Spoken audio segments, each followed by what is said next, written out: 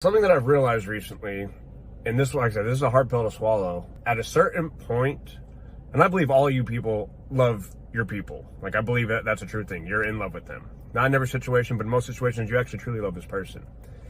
But at a certain point, your love is actually hindering or even hurting this person, the toxic person, the abusive person. What do I mean by that? If we continually allow these people to hurt, abuse, lie, cheat, steal, hit, whatever, manipulate, gaslight, divert, all the things that they do to us, break our hearts over and over, push us away to bring us back, and just all the things, if we continue to allow them to do that to us, they're never going to get better. How is that person going to ever get better? How are they ever going to get right with God? So ultimately, they need to be right with God. They're separated from God.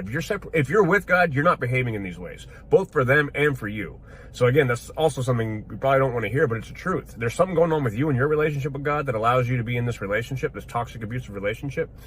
But also, I know what happened with me was I was so convinced that if I continued to forgive her, if I continued to show her love, the love of Christ, the Bible tells you, love your wife like Christ loves the church. And so I thought I was sacrificing myself and just continuing to show up and not bring up, got to the point I was not bringing up the past. Whatever happened yesterday was irrelevant. Whatever happened an hour ago was irrelevant. We didn't talk about it. Why? Because I was trying to keep the peace. I was trying to forgive her and just show her love. I was going to love her through it. I was going to love her through it. But here's the thing. I'm not God. You're not God. Only He can change their hearts. And they have to have a want and a desire to change their heart as well. These people don't ever have to acknowledge what they've actually done, and we keep showing up, we keep forgiving. Why would they get better? I'm gonna go with cheating for one. And that's not something I hopefully didn't have to deal with in my relationship, but hey, at the end of the day, you never know.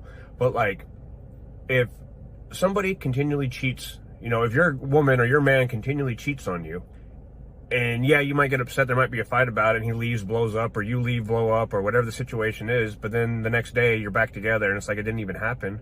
Why would that person stop cheating?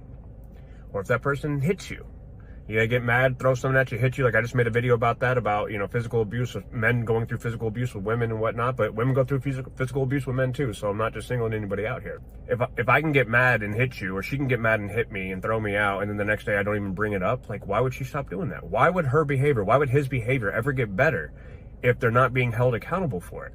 And so let's take that deeper to a more spiritual level. How are they going to go get right with God? How are they going to come to the realization, you know what, I really need to stop hitting my significant other. I really need to stop doing these horrible things.